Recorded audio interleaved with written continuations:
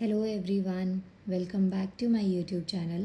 Guys, अगर आपका इस बुक का कल एग्ज़ाम है तो आज की ये वीडियो आपके लिए सुपर बेनिफिशियल होने वाली है और बहुत बहुत ज़्यादा हेल्प मिलेगी आपको इस वीडियो की वजह से। आज देखिए, ये जो बुक है ना आपकी चाइल्डहुड एंड ग्रोइंग अप, इसमें टोटल 4 यूनिट्स हैं, जिसकी अभी मैं आपको फर्स्ट यूनिट के जितने भी शॉर्ट आंसर्स हैं वो सारे क्वेश्चंस मैं आपको करवा रही हूँ। क्योंकि देखिए, सारे ना आंसर्स को लॉन्ग आंसर्स में करने का टाइम नहीं है अभी, और इस वजह से अभी यहाँ पे बुक जो है आपकी, इसके लास्ट में जैसे यूनिट आपकी ख़त्म होती है, हर यूनिट के लास्ट में आपको शॉर्ट आंसर टाइप क्वेश्चंस दे रखे हैं और आप वहाँ से इन क्वेश्चंस को पढ़ लीजिएगा। ये सारे क्वेश्चंस जो आप पढ़ लेंगे तो उसके बाद में आपको एक हेल्प मिलेगी कि आपको थोड़ा आइडिया लग जाएगा कि आपकी जो यूनिट है ना वो पर्टिकुलरली किस चीज़ से बेस्ड है, क्या क्या उसमें इंपॉर्टेंट पॉइंट्स हैं या किस किस टाइप के क्वेश्चंस उससे रिलेटेड पूछे जा सकते हैं। फिर आपको इन क्वेश्चन से थोड़ा आइडिया लग जाएगा और क्वेश्चंस के आइडिया से ना आप अपने आंसर को लॉन्ग आंसर्स में भी अटेम्प्ट कर पाएंगे। हो सकता है कि इस वीडियो में मैं थोड़ा फास्ट बोल रही हूँ, आप स्लो करके देख लीजिएगा, लेकिन अगर मैं बहुत स्लो बोलूँगी ना तो ये टॉपिक आपका पूरा कंप्लीट नहीं होगा और वीडियो थोड़ी लॉन्ग भी हो सकती है। इसलिए बिल्कुल कमर कस के बैठ जाइए कि आपको इस वीडियो को कंप्लीट करना है। देखिए, स्टार्ट करते हैं यूनिट 1 से। ऐसे हर एक यूनिट की 4 यूनिट्स हैं, चारों यूनिट की 4 वीडियोज़ मैं आपके लिए अपलोड करूँगी। ये हमारी फर्स्ट वीडियो है, जिसमें देखिए क्वेश्चन क्या कहता है, interprets the term growth and development. पहला क्वेश्चन है कि ग्रोथ और डेवलपमेंट क्या होता है, ये चीज़ आपको बतानी है। तो सबसे पहले डेफिनेशन आती है ग्रोथ की। ग्रोथ का मतलब क्या होता है, फिजिकल चेंज। कोई भी फिजिकल चेंज जो बाहर से चेंज आपको दिख रहा है, किसी की हाइट बढ़ रही है, किसी की हेल्थ है, कोई मोटा है, पतला है, तो ये चीज़ें आती है हमारी फिजिकल चेंज के अंदर, जिसे कि हम ग्रोथ कहते हैं। The change that take place in the any part of the body are known as growth. तो मीन्स कि आपकी बॉडी के किसी भी पार्ट में ये चेंज आता है तो इसे हम ग्रोथ से डिफाइन करते हैं।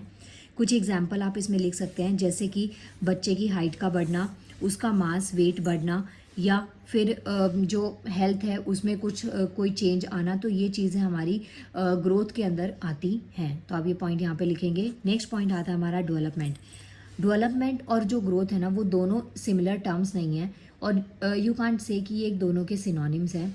डेवलपमेंट, जैसे ग्रोथ का मतलब होता है फिजिकल चेंज, लेकिन डेवलपमेंट का मतलब होता है मेंटली और फिजिकली। जब दोनों चेंजेस को हम ध्यान में रखते हैं तो वो चीज़ होती है हमारी डेवलपमेंट।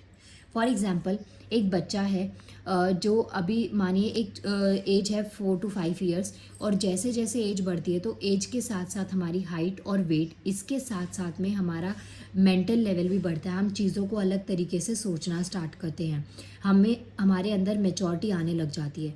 तो जो चीज़ हम चीज़ों को अलग तरीके से सोच रहे हैं, हमारे अंदर प्रॉब्लम सॉल्विंग जो मेंटेलिटी है वो डेवलप हो रही है, प्लस में हमारे अंदर जो मेचोरिटी आ रही है, ये सब एग्जाम्पल है डेवलपमेंट के। लेकिन सिर्फ आपकी हाइट और वेट बढ़ना आपका एग्जाम्पल है ग्रोथ का। तो ये चीज़ आपको ध्यान रखनी है। सो यहाँ पे दोनों ही चीज़ें मैंने आपको बता दी हैं। देखिए, development does not result only in growth of the function. The process of development and like the process of growth does not stop or attaining. देखिए, जैसे ग्रोथ है ना ये लाइफ लॉन्ग नहीं रहती। एक एज के बाद में हमारे बॉडी के जो पार्ट्स हैं वो ग्रो करना बंद कर देते हैं, और लेकिन जो डेवलपमेंट है ना वो लाइफ लॉन्ग रहती है। मीन्स कि बर्थ से लेके टिल डेथ आप किसी ना किसी से, चाहे आपसे छोटा हो, चाहे आपसे बड़ा हो, चाहे आपके पीयर्स हो, चाहे सेम ग्रुप मेंबर हो, चाहे आपका फ्रेंड सर्कल हो, कोई भी कहीं से भी आप कुछ ना कुछ सीखते रहते हैं और आपके अंदर डे बाय डे इम्प्रूवमेंट होता जाता है। आपके अंदर डे बाय डे चेंजेस आते हैं, फिर चाहे वो अच्छे चेंजेस हो चाहे बुरे चेंजेस हो। तो ये चीज़ आती है हमारी डेवलपमेंट में। ये कॉन्टीन्यूस प्रोसेस है, प्लस ये आपका क्वालिटेटिव प्रोसेस है। लेकिन ग्रोथ आपका क्वांटिटेटिव प्रोसेस है। क्वांटिटेटिव का मतलब जहाँ पे जिस चीज़ को आप काउंट कर सकते हैं। तो ये हो गई दोनों डेफिनेशंस। सेकंड पॉइंट आता है, do the growth and development follow certain principles.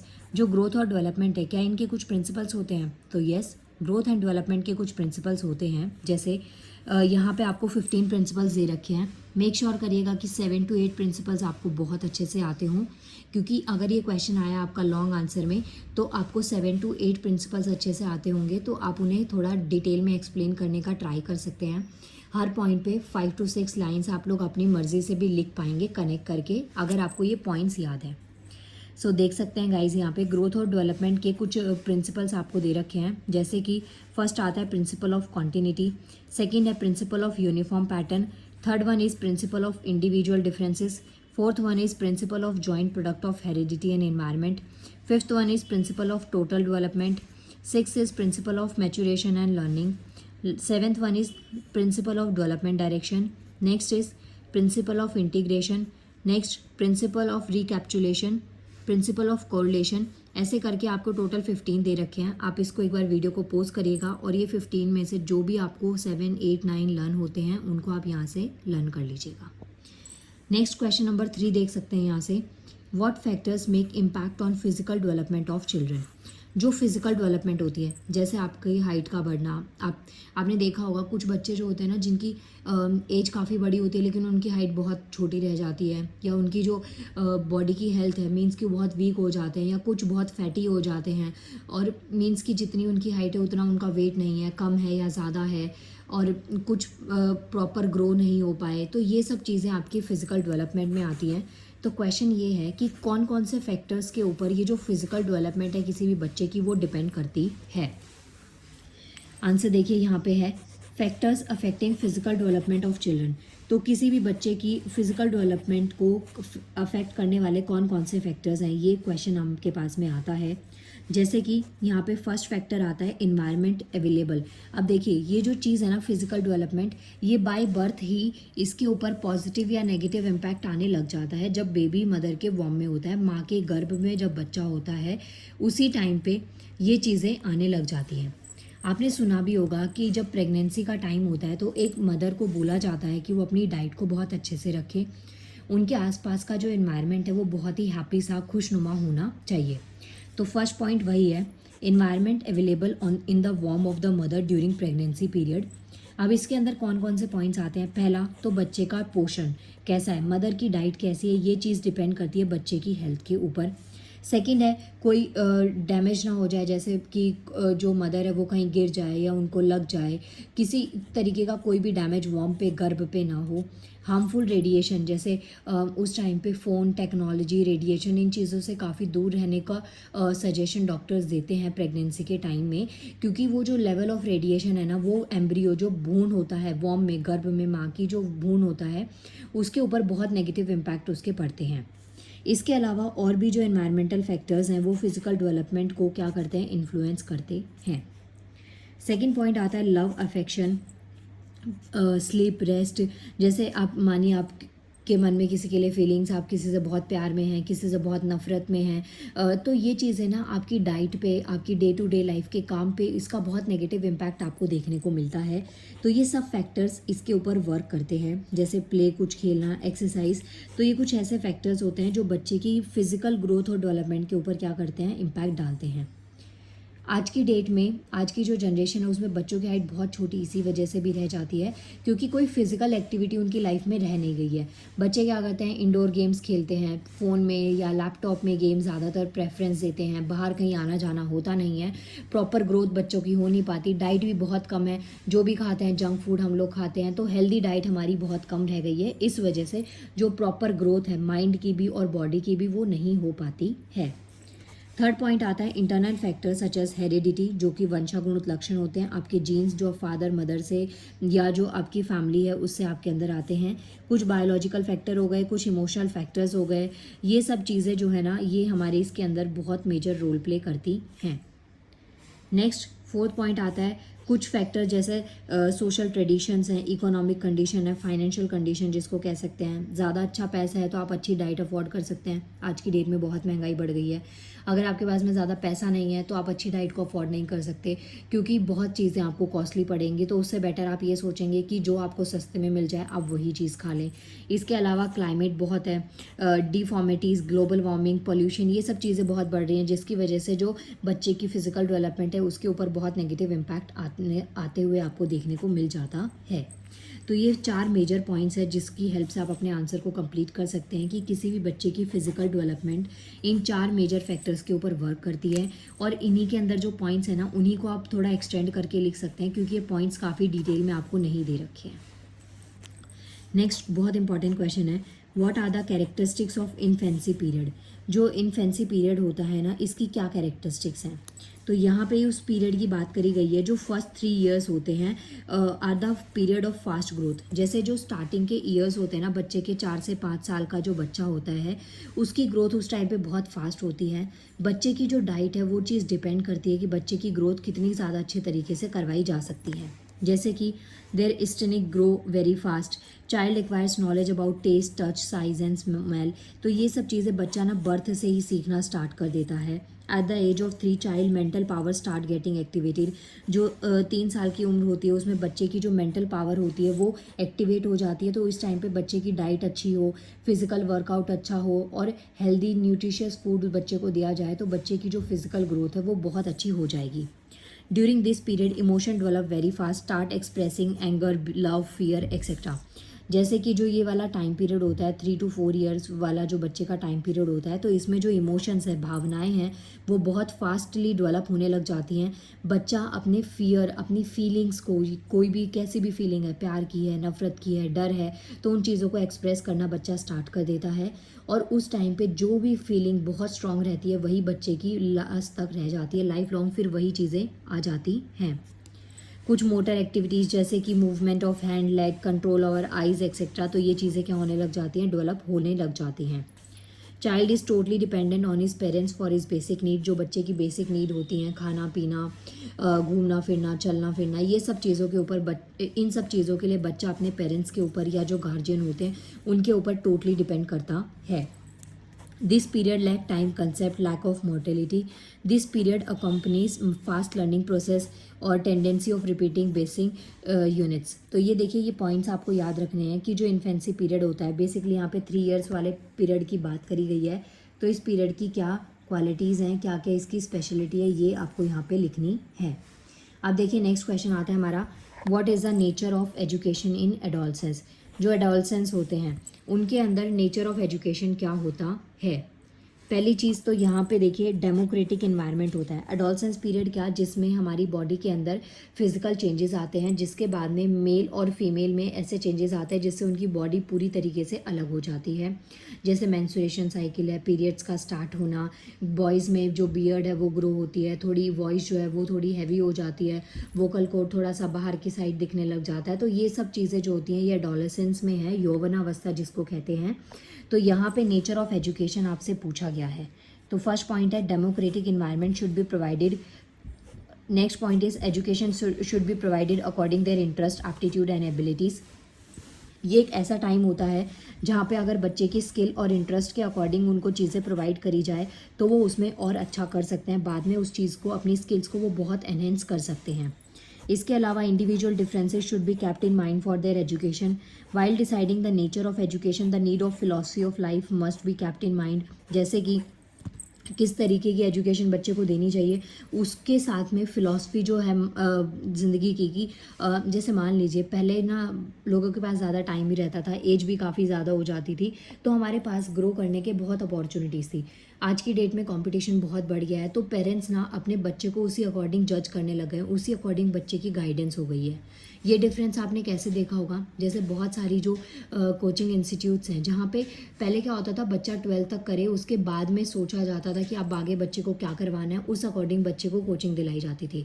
लेकिन आज की डेट में क्या है, बच्चे का 10th में ना सब कुछ क्लियर हो जाता है कि 10th के बाद या 12th के बाद में बच्चे को किस फील्ड में जाना है। तो बहुत सारे ऐसे कोचिंग इंस्टीट्यूट्स हैं जहाँ पे 10th के बाद ही एडमिशन दिला दिया जाता है और उनको 3 या 4 ईयर्स तक प्रिपेयर कर दिया जाता है, जो उनका फ्यूचर होता है या जिस फील्ड में या जिस भी करियर ऑप्शन को वो देखते हैं। तो ये चीज़ें हैं, ये फ़िलॉसफी ऑफ लाइफ है कि जैसे जैसे टाइम बढ़ रहा है, टाइम के साथ जो चेंजेस आ रहे हैं वो हमें हमारे बच्चों में और हमारे अंदर उस चेंज को डेवलप करना बहुत ज़रूरी है। पहले होता था एक कोर्स करा या एक डिग्री ली इनफ होती थी, आज की डेट में बच्चे एक साथ 3-3, 4-4 डिग्री, सर्टिफिकेट, कोर्स, डिप्लोमा, ये सब चीज़ें कर रहे हैं, लेकिन फिर भी जॉब नहीं है क्योंकि कंपटीशन बहुत ज़्यादा बढ़ गया है। तो ये चीज़ें जो है ये नेचर ऑफ एजुकेशन को डिसाइड करने में हेल्प करती हैं। Adolescent must be educated for physical development. जो फिजिकल डेवलपमेंट है, जैसे कि आज की डेट में ना इंडोर एक्टिविटीज़ ज़्यादा बढ़ गई हैं, आउटडोर एक्टिविटीज़ बहुत कम हो गई हैं, तो उस सिचुएशन में जो फिजिकल डेवलपमेंट है वो एडोलसेंट्स को बहुत ज़्यादा उसकी एजुकेशन होना बहुत ज़रूरी है, कंपलसरी है। इसके अलावा कुछ बहुत ही करिकुलम एक्टिविटीज़ हैं, स्किल्स हैं, वो भी इन्हेंस होनी ज़रूरी है बच्चों की, जैसे कोई ड्रामा में पार्टिसिपेट करवाया, स्पोर्ट्स में, स्पीचेस में, डिबेट में, कंपटीशन। मींस कि अकेडमिक्स के साथ साथ में पेरेंट्स जो हैं या गार्जियन जो हैं वो इन चीज़ों में भी बच्चे का थोड़ा फोकस करवा देते हैं, जिससे कि आगे चल के बच्चे को दिक्कत ना आए। और ये चीज़ मेक श्योर करनी चाहिए कि जिस भी चीज़ में उनकी स्किल है या इंटरेस्ट है तो उसको और थोड़ा एनहेंस करा जाए। तो ये कुछ पॉइंट्स हैं, आप nature of education in adolescence में लिख सकते हैं।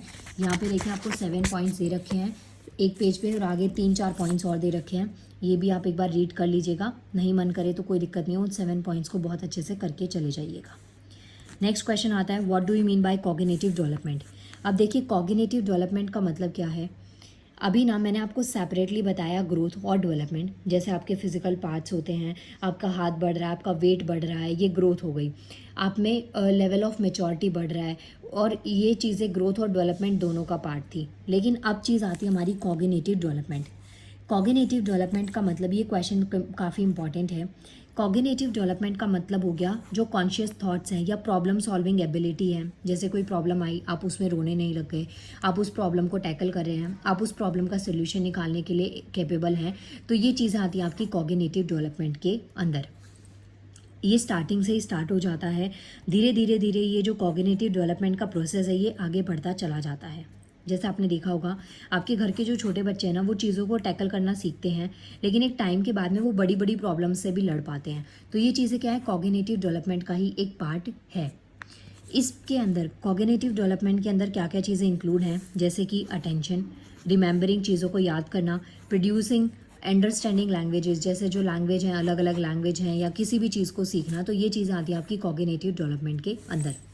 जैसे कि आप छोटे थे, आपने जब देखा कि इंग्लिश की बहुत ज़्यादा इंपॉर्टेंस है, आपने वेब सीरीज़ देखना शुरू कर दिया या फिर आपने मूवीज़ देखना स्टार्ट कर दिया, तो वहाँ पे आपने देखा आपको दूसरी लैंग्वेज की चीज़ों में ज़्यादा इंटरेस्ट आ रहा है, तो आपने ना ये चीज़ खुद से सोची। यहाँ पे आपको कोई प्रेशराइज़ नहीं करा, लेकिन आपने देखा आपके इंटरेस्ट के अकॉर्डिंग ये चीज़ आपके लिए इंपॉर्टेंट है या इसकी नॉलेज होना ज़रूरी है, तो ये चीज़ें आती है आपकी कॉग्निटिव डेवलपमेंट के अंदर। इसके अलावा आपने देखा आप क्लब जा रहे हैं, आपका ड्रेसिंग सेंस अलग है, आप मंदिर जा रहे हैं, आपका ड्रेसिंग सेंस अलग है, तो ये चीज़ें भी एक कॉग्निटिव डेवलपमेंट का एक पार्ट है, जहाँ पे आप चीज़ों को सोच पा रहे हैं, अपने तरीके से एनहेंस कर पा रहे हैं, प्लान्स बना रहे हैं, उसको एग्जीक्यूट कर पा रहे हैं, तो ये चीज़ें आती हैं आपकी कॉग्निटिव डेवलपमेंट के अंदर।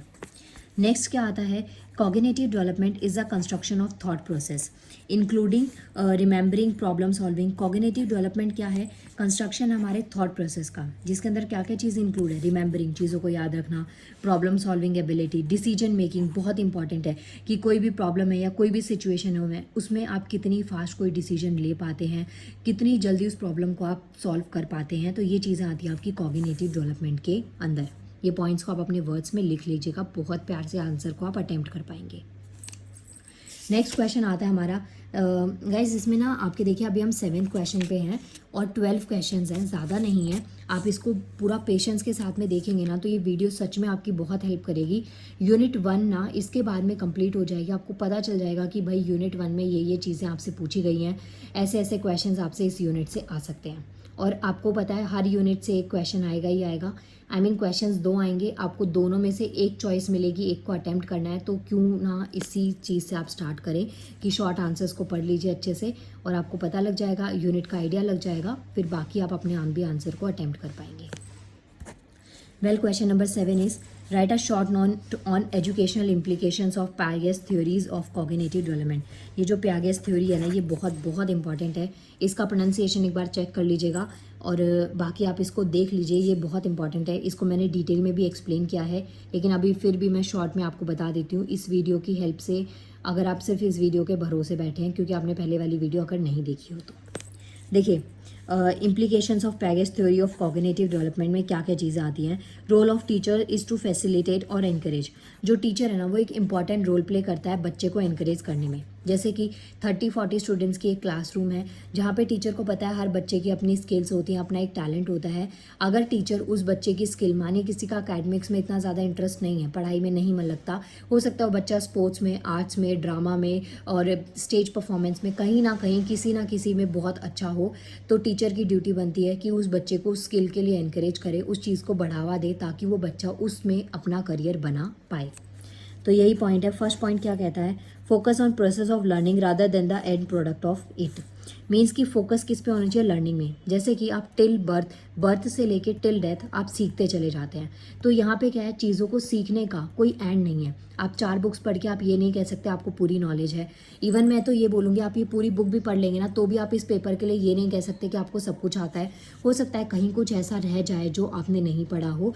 तो लर्निंग क्या होता है, हम लाइफ लॉन्ग सीखते हैं। जैसे कि आप किसी से सीख रहे हैं, मैंने आपसे कुछ सीखा या आपने मुझसे कुछ सीखा, तो ये चीज़ें क्या है, एक म्यूचुअल प्रोसेस होता है लर्निंग, जो लाइफ का टिल डेथ तक कॉन्टिन्यूशन में चलता चला जाता है। Using collaborative as well as individual activities. जो टीचर्स हैं उनको मेक श्योर करना चाहिए कि जो ग्रुप डिस्कशन है, कोलैबोरेटिव एक्टिविटीज़ हैं जहाँ पे बच्चे एक दूसरे के साथ मिल के काम कर पा रहे हैं। इंडिविजुअल अकेले एक्टिविटीज़ की बजाय ये चीज़ होना ज़रूरी है, क्योंकि आपस में जब हम मिलते हैं 4 अलग थॉट्स आपको देखने को मिलते हैं, कुछ बातें आपकी अलग होती हैं, कुछ सामने वाले की, तो इससे आपको बहुत सारी अपनी कमियाँ पता चलती हैं। सामने वाले से आप नया कुछ सीख सकते हैं, हो सकता है कि सामने वाला आपसे कुछ सीखे, तो इससे ना हमारी चीज़ें काफ़ी हद तक इंक्रीज़ हो जाती हैं।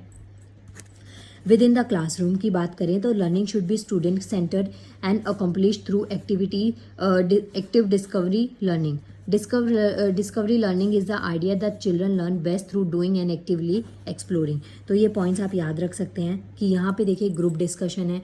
लर्निंग एक कॉन्टीन्यूस प्रोसेस चलते चला जाना चाहिए, और जो स्किल्स हैं उनको टीचर्स को एक्सटेंड करना चाहिए जिससे कि बच्चे उस चीज़ को समझें। आगे देखिए ये पॉइंट, ये पैराग्राफ इंपॉर्टेंट है। अकॉर्डिंग टू साल्विन 2005 इन्होंने ये थ्योरी दी थी। कुछ यहाँ पे टीचिंग इम्प्लीकेशंस दे रखे हैं पैगेस थ्योरी के। पहला आता है, teacher should emphasize the students understanding and process they use to get answer. Children are encouraged to discover themselves through spontaneous interaction with the environment. As I said earlier कि यहाँ पे जो स्टूडेंट्स हैं ना उनको encourage करना बहुत ज़रूरी है, और ये काम जो है वो एक टीचर ही अच्छे से कर सकता है बच्चे की स्किल्स और टैलेंट को आइडेंटिफाई करके। Paget's theory asserts that children go through all the same development stages. However, they do so at different rates. Teachers must make special efforts to arrange classroom activities or individuals and group of children rather than for the whole class group. यहाँ पे क्या है, जैसे teacher ने क्या किया, पूरी class को एक सेम एक्टिविटी ना देके छोटे छोटे ग्रुप्स में डिवाइड कर दिया और उनको रैंडम एक्टिविटीज़ दे दी, जिससे कि सब अलग अलग तरीके के जो प्रोजेक्ट है या जो प्रेजेंटेशन है उसको परफॉर्म करें। तो इससे आपको बहुत सारी नई चीज़ें जानने को, सीखने को मिलेंगी। इसके अलावा जो डेवलपमेंट प्रोसेस है, ज़रूरी नहीं कि आपने एक चीज़ को जैसे करना सीखा है आप उसी तरीके से करें। टीचर्स को मेक श्योर करना चाहिए कि अगर एक काम को करने का तरीका, एक पर्टिकुलर तरीका आपको दे रखा है, तो उस काम को दूसरे तरीके से कैसे किया जा सकता है, कैसे उसको और एनहेंस किया जा सकता है। हो सकता है कि कोई नई तरीके से आप चीज़ें सीख लें। जैसे मानिए आपको कुकिंग का बहुत क्रेज़ है, आपने एक नॉर्मल आलू गोभी की सब्ज़ी बनाई, आपने देखा उसको बनाने के और मल्टीपल तरीके हैं, तो आप वो नए नए तरीके ट्राई करें। भले ही आपको आउटपुट एक मिल रहा है, लेकिन यहाँ पे आपके जो प्रोसेस हैं वो अलग अलग तरीके से आपको देखने को मिलते हैं। तो ये पॉइंट की हेल्प से आप अपने इस आंसर को कंप्लीट कर लीजिएगा। नेक्स्ट क्वेश्चन आता है, right a short note on the main factors influencing the development of emotions. यहाँ पे आपको शॉर्ट नोट लिखना है, किसके ऊपर, कुछ ऐसे फैक्टर्स जो कि इमोशन के डेवलपमेंट को इन्फ्लुएंस करते हैं। पहला, स्कूल एनवायरनमेंट बहुत इंपॉर्टेंट है। एक क्लासरूम जहाँ पे 30 से 35 स्टूडेंट्स हैं, वहाँ पे अलग अलग कल्चर, अलग अलग कम्युनिटी, अलग अलग कास्ट के बच्चे वहाँ पे रहते हैं, और जो वहाँ की यूनिफॉर्म है वो सब बच्चों को एक जैसा दिखाने का काम करती है।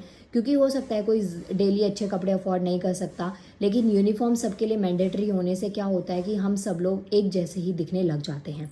तो पहला फैक्टर जो इमोशंस पे अफेक्ट डालता है वो है हमारा स्कूल इन्वायरमेंट, क्योंकि घर के बाद में अगर कहीं आपका सबसे ज़्यादा टाइम जाता है तो वो आपका स्कूल में ही है। बहुत सारी पॉजिटिव और नेगेटिव चीज़ें बच्चा स्कूल से ही सीखना स्टार्ट करता है। सेकेंड पॉइंट आता है एज। एज जो है वो भी जो इमोशंस है उसके डेवलपमेंट पे इफेक्ट डालती है। जैसे जैसे एज में इमोशंस में इंक्रीज़ होता है, जैसे एज में इंक्रीज़ होता है, जो इमोशंस है उनमें भी इंक्रीज़ होने लग जाता है। जैसे मानिए आप छोटे हैं तब आप चीज़ों को बहुत ज़्यादा इमोशनली लेंगे, हो सकता है थोड़ी एज के बाद में आप चीज़ों को प्रैक्टिकली लेने लग जाएं, और एक पर्टिकुलर एज के बाद में आपको आइडेंटिफाई करने में दिक्कत नहीं होती कि क्या चीज़ सही है और क्या गलत है। आप प्रैक्टिकल होकर चीज़ों को देखने लग जाते हैं। तो एज वाला फैक्टर भी इसमें बहुत मेजर रोल प्ले करता है। नेक्स्ट पॉइंट आता है एटीट्यूड पैटर्न। एटीट्यूड पैटर्न का मतलब होता है कुछ आपका बिहेवियर, जैसे कि एक दूसरे से दूर रहना हमें जैसे आपने देखा होगा घर में या आसपास के एनवायरनमेंट में आपने देखा होगा कि कास्ट सिस्टम बहुत ज़्यादा इंडिया में वर्क करता है, रिलीजन बहुत ज़्यादा वर्क करता है। लेकिन स्कूल में क्या है, हम लोग ना सेम क्लासरूम में रहते हैं, तो हमारे फ्रेंड्स अलग कल्चर के, अलग कास्ट के हो, तो कई बार होता है हम उनके सेम लंच बॉक्स में हम उनके साथ खाना शेयर कर रहे हैं, उनके साथ खेल रहे हैं, बातें कर रहे हैं। तो जो एटीट्यूड टू पेरेंट्स होता है ना, ये चीज़ें बहुत इंपॉर्टेंट है कि जो पेरेंट्स है ना, जैसे घर से आप चीज़ों को कैसे सीख रहे हैं, आप अपनी जो डिज़ायरेबल इमोशंस हैं उनको कैसे आप डेवलप कर पा रहे हैं, तो ये चीज़ें आती हैं एटीट्यूड टू पेरेंट्स। सॉरी, मैंने इसको पैटर्न पढ़ लिया था पहले। नेक्स्ट आता है फटीग। फटीग का मतलब क्या हो गया, जैसे इसके अंदर क्या क्या चीज़ें हैं कि आप ना बहुत ज़्यादा परेशान हैं, आप टायर्ड हैं किसी चीज़ को लेके, आपके अंदर कोई भी जो फीलिंग है ना वो एक्सेस में हो रही है। जैसे मानिए आपको गुस्सा आ रहा है, बहुत ज़्यादा आ रहा है, आपको किसी से प्यार आ रहा है, वो बहुत ज़्यादा एक्सेस में हो रहा है। तो कोई भी जब एक्सेस में फीलिंग होती है ना, तो उससे आपको एक थकान हो जाती है और आप उससे क्या होते हैं, इरीटेट होने लग जाते हैं। या फिर मानिए आपको ना सिंपैथी की ज़रूरत नहीं है, लेकिन हर कोई थर्ड पर्सन आपको एक सिंपैथी दे रहा है, तो आप क्या होंगे, इरीटेट हो जाएंगे।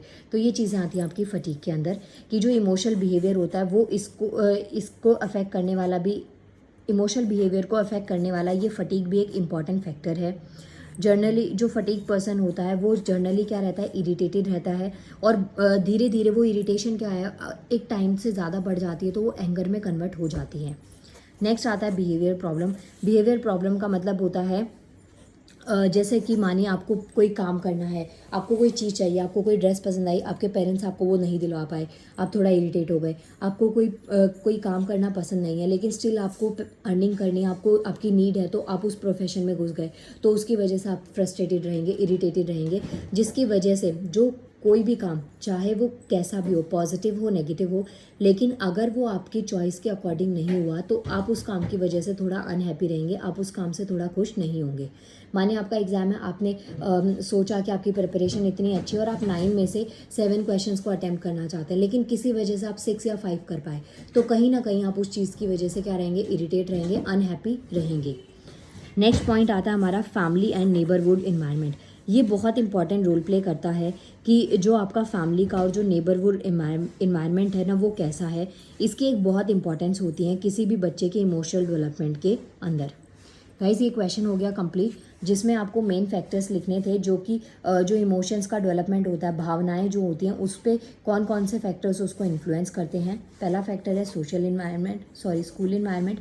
Second one is age, third one is attitude to parents, fourth one is fatigue, fifth one is behaviour problem and six one is family and neighbourhood environment. तो ये कुछ फैक्टर्स हैं जो कि इमोशंस का जो डेवलपमेंट है उसको इन्फ्लुएंस करते हैं।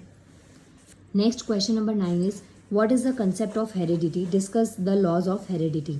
आपको यहाँ पे बताना है कंसेप्ट ऑफ हेरिडिटी क्या होता है, लॉ ऑफ हेरिडिटी आपको डिस्क्राइब करना है।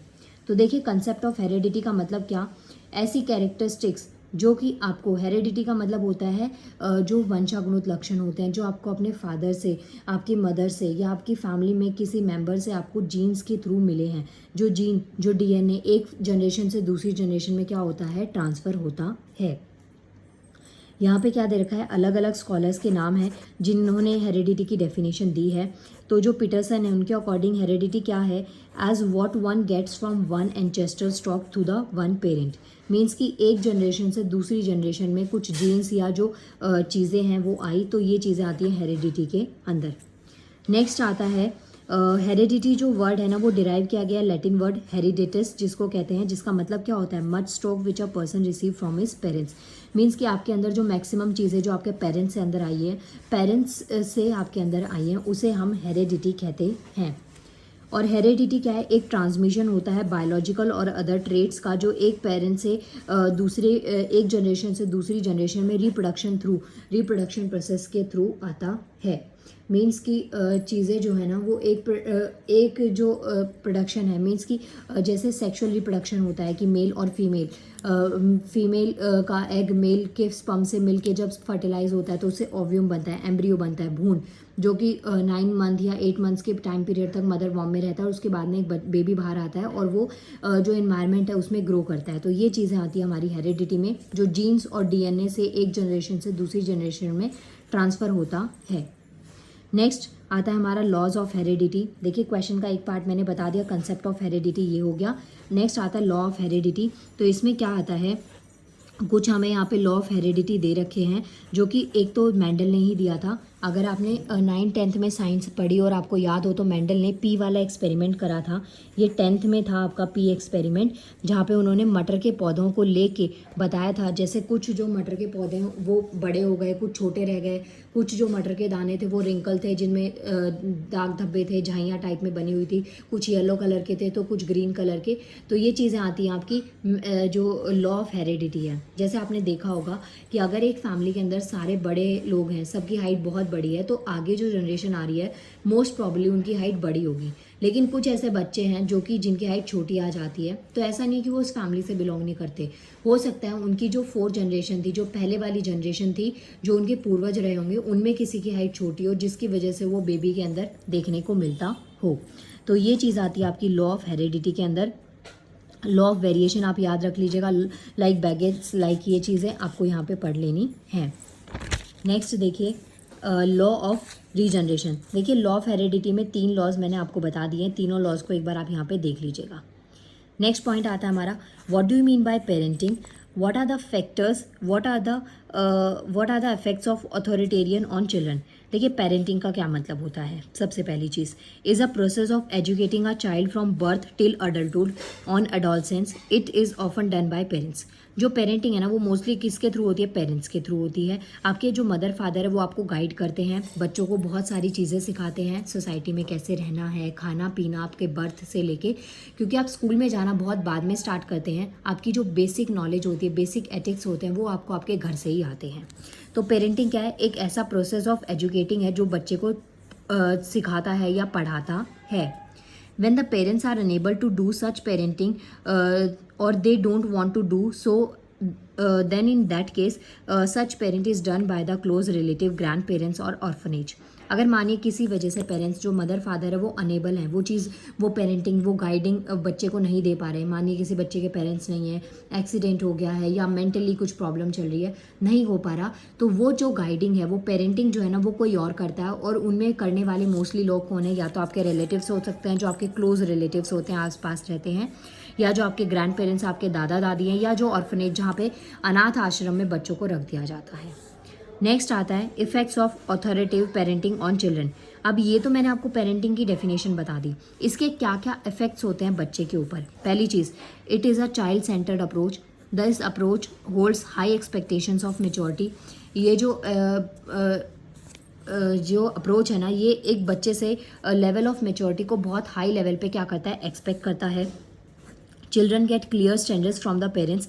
बच्चों से जैसे जो बेसिक एथिक्स होते हैं आपको ना अपनी फैमिली से ही पता चल जाता है। आप जहाँ पे भी, जैसा भी आपका फैमिली एटमॉस्फेयर है, जहाँ पर रह रहे हैं, वहीं से आपको चीज़ों को टैकल करना, खाना पीना, कपड़े पहनना, ये सब चीज़ें आपको बाय बर्थ ही आती है। जैसे आपने देखा होगा जो रॉयल फैमिलीज़ होती है ना, वहाँ पर जो छोटा सा बच्चा होता है ना, उसका ड्रेस आप देखेंगे ना बहुत वेल ड्रेस्ड होता है, क्योंकि उसको बाय बर्थ ही वो चीज़ सीखने को मिल जाती है। वहीं पे अगर कोई गरीब फैमिली है तो वहाँ पे बच्चों को इतना ड्रेसिंग सेंस नहीं होता, क्योंकि उन्होंने स्टार्टिंग से ही वो चीज़ देखी है। तो ये जो है ना कि स्टैंडर्ड्स जो होते हैं वो हमें हमारे पेरेंट्स से मिल जाते हैं। तो ये पॉइंट आपको यही समझाता है, और ये सब पॉइंट्स आप यहाँ पे एक बार इसको पढ़ लीजिएगा। नेक्स्ट और लास्ट क्वेश्चन, नहीं सेकेंड लास्ट क्वेश्चन इस वीडियो का, what do you mean by media, what are the benefits of internet use by the children and youth. जो मीडिया है ना उससे आप क्या समझते हैं। आज का जो एरा है ना गाइज, वो गोल्डन एज ऑफ टेक्नोलॉजी है। आप एक दूसरे के कांटेक्ट में थ्रू मीडिया ही आते हैं, जो डेली लाइफ से, जैसे आपने व्हाट्सएप किया, इंस्टाग्राम किया, या कोई भी सोशल नेटवर्किंग साइट से आप एक दूसरे से कनेक्ट हैं। बहुत सारे आपके रिलेटिव्स, आपके फ्रेंड्स, बहुत सारे ऐसे लोग जिनसे आप कभी सामने से लाइव मिले ना हो सकता है आपके सिर्फ और सिर्फ वो टेक्नोलॉजी से ही फ्रेंड बने हो। जो मीडिया है ना एक पावरफुल इन्फ्लुएंस होता है थॉट्स के ऊपर। जैसे जो जो चीज़ें आप से देखते हैं, जैसे मानिए आपने ना किसी यूट्यूबर को देखा, उसकी बहुत ही रिच वाली लाइफस्टाइल है, बहुत ही रॉयल लाइफ वो जी रहे हैं, तो आपके अंदर भी ना कहीं वो चीज़ आती है, कुछ थॉट्स आते हैं कि काश हम भी ऐसे जिएं। आपने किसी को बहुत कॉस्टली एक्सपेंसिव खाना खाते हुए देखा, किसी 5 स्टार होटल में बैठे देखा, कहीं ना कहीं आपके अंदर भी आएगा कि हाँ काश हम भी वहाँ पे वो चीज़ें हों। तो जो हमारे थॉट्स हैं ना उसको इन्फ्लुएंस करने वाला जो बहुत मेजर रोल प्ले करता है वो मीडिया। और जैसे हर चीज़ के पॉजिटिव और नेगेटिव साइड होते हैं, ऐसे ही जो मीडिया है ना इसके बहुत सारे पॉजिटिव और नेगेटिव साइड हैं। तो वो डिपेंड करता है कि बच्चा इसको किस चीज़ के ऊपर लेता है। मास मीडिया में क्या क्या पॉइंट्स आते हैं, जैसे प्रिंट मीडिया हो गया, जैसे न्यूज़पेपर, मैगजीन्स हैं। इलेक्ट्रॉनिक मीडिया में क्या क्या आता है, रेडियो, टेलीविज़न, ये सब इसके पार्ट हैं। ये सब चीज़ आपने देखा होगा। और सबसे मेजर और कॉमन जो चीज़ है वो है इंटरनेट, जिसके थ्रू हम एक दूसरे से कम्युनिकेट कर पाते हैं। मैं जो आपके पास ये वीडियो मेरी पहुंची है, ये इंटरनेट के थ्रू पहुंची है। अगर वाईफाई इंटरनेट ना हो तो हो सकता है मेरी वीडियोस आप तक पहुंचे ही ना, हो सकता है कि डेफिनेटली नहीं पहुंचेंगी। तो ये चीज़ें क्या है कि ये हमारे कम्युनिकेशन को फास्ट करता है और हमें ज़्यादा से ज़्यादा लोगों से जोड़ता है। अब यहाँ पे देखिए कुछ बेनिफिट्स हैं of internet use bye children and youth. यहाँ पे आपको सिर्फ पॉजिटिव पॉइंट्स लिखने हैं। बेनिफिट्स का मतलब हो गया पॉजिटिव पॉइंट्स। पहला है it is near limitless information resource. ये एक लिमिटलेस है। जैसे आप गूगल करते हैं, क्रोम करते हैं, या किसी भी सर्च इंजन पे आप कुछ भी सर्च करते हैं, याहू वगैरह पे, तो आप क्या देखेंगे, आपने एक चीज़ सर्च करी, आपको 50 वेरिएशंस मिल गई। इवन यूट्यूब की बात करते हैं, आपने मानिए बीएड के लिए एक वीडियो टाइप करी बीएड के लिए, आप देखेंगे वहाँ पे आपके पास मल्टीपल ऑप्शंस आ रहे हैं। आप अगर कुछ करना चाहते हैं, आप कुछ सीखना चाहते हैं, तो उस एक काम को करने के आपको 50 तरीके मिलेंगे। तो ये क्या है, एक लिमिटलेस इंफॉर्मेशन रिसोर्स है। आप देखते देखते थक जाएंगे लेकिन वीडियोस खत्म नहीं होंगी।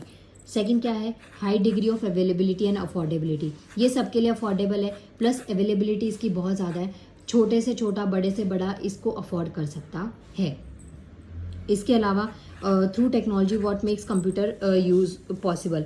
अब जो टेक्नोलॉजी है इसकी वजह से जो कंप्यूटर है उससे जो यूज़ है वो काफ़ी इजी हो गया है। टेक्नोलॉजी हमारे लिए बहुत बहुत इंपॉर्टेंट है।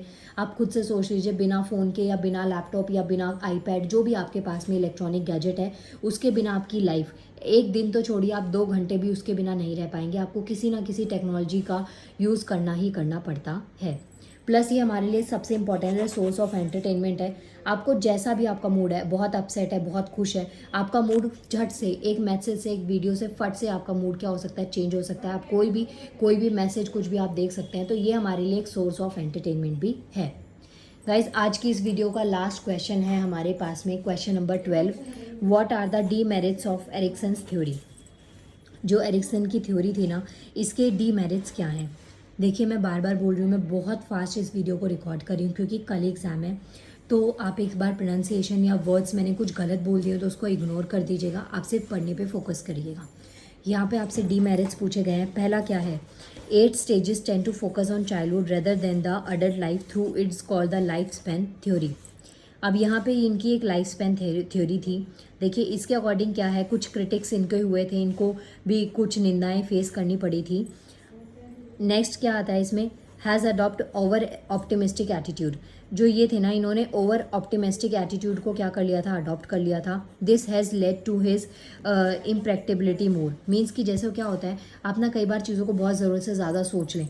जैसे कुछ भी, कोई भी काम आप बहुत ज़रूरत से ज़्यादा सोच ले, आप प्रैक्टिकल हुए बिना। जैसे मान लीजिए आपको ना कोई कार पसंद है, बहुत एक्सपेंसिव लग्जरी कार आपको पसंद आ गई, लेकिन आपने देखा नहीं कि आपके पास में बजट कितना है, लेकिन आप पागल हो गए उसके पीछे। और आपको पता है कि आप में इतना टैलेंट या फिर इतने सोर्सेज नहीं है कि आप उस चीज़ को अफोर्ड कर पाएँ, लेकिन अननेसेसरी इम्प्रैक्टिकेबल होकर कि वो चीज़ पॉसिबल नहीं है, तो आप उसके पीछे पड़ जाएँ। तो ये चीज़ें आती है जहाँ पे आपको दिख रहा है कि वो चीज़ पॉसिबल नहीं है, लेकिन स्टिल आप ये सोचें कि नहीं, आप कर लेंगे, और अननेसेसरी आप अपने आप को क्या दे रहे हैं, स्ट्रेस दे रहे हैं। यही चीज़ें यहाँ पे इनके डीमेरिट से। नेक्स्ट, कुछ psychologist also claim that the fact hypothesis which have been explained or interpreted have no experimental support. कुछ इनकी थ्योरीज थी, उनका कुछ एक्सपेरिमेंटल सपोर्ट नहीं दे पाए थे, तो ये चीज़ कुछ साइकोलॉजिस्ट ने क्लेम करी थी। इसके अलावा कुछ क्रिटिक्स क्या थे, don't agree with Erikson statement that a healthy and superior personality can be develop by adjusting according to the changing social conditions. Next point आता है कि जो साइको सोशल स्टेजेस थे वो इनकम्प्लीट हैं और अनसेटिस्फैक्ट्री हैं, तो यहाँ पे इनको क्रिटिसाइज़ किया गया था, कुछ निंदाएं इनकी करी गई थी। अब देखिए गाइस, आपको ना मैंने ये जो यूनिट है, ये यूनिट मैंने कंप्लीट करवा दी है। यहाँ पे आप देख सकते हैं नेक्स्ट यूनिट आती है आपकी। तो ये जो यूनिट 1 है, इसमें आपके टोटल 12 क्वेश्चन थे जो मैंने आपको बताए। एक शॉर्ट ओवरव्यू आपको मैंने इंट्रोडक्शन दे दिया कि ये पूरी यूनिट आपकी किसके ऊपर बेस्ड है, और सारे पॉइंट्स इसमें कवर अप हो गए हैं। ज़्यादा भी नहीं पढ़ा। इस वीडियो को पढ़ने के बाद में, इस वीडियो को अच्छे से सुन लीजिएगा, उसके बाद में सिंगल रीडिंग भी आप करेंगे ना, तो आपका फर्स्ट यूनिट अच्छे से प्रिपेयर हो जाएगा। एटलीस्ट इतना कि आप एग्जाम में क्वेश्चंस को अटेम्प्ट कर पाएंगे। नाउ गाइज, मिलते हैं नेक्स्ट वीडियो में। Thank you so much. Please जितना मैक्स टू मैक्स हो सकता है इस वीडियो को बच्चों तक पहुँचाइए, क्योंकि सबका कल एग्ज़ाम है। And good luck for your exam. मेरी विशेज़, मेरी ब्लेसिंग्स आप लोगों के साथ हैं। Thank you.